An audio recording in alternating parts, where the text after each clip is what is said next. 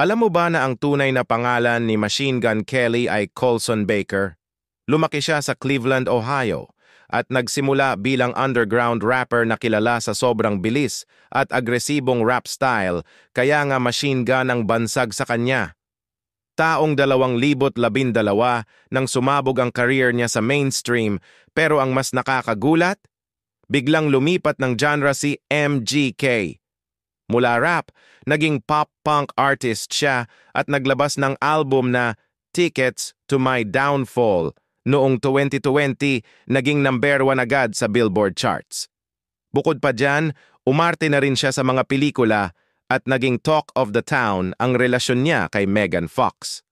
Ang cool pa, may mga tattoo siya halos buong katawan symbol ng kanyang rebellious at rockstar image.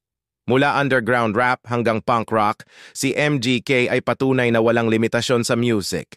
Kaya kung may dream ka, ituloy mo lang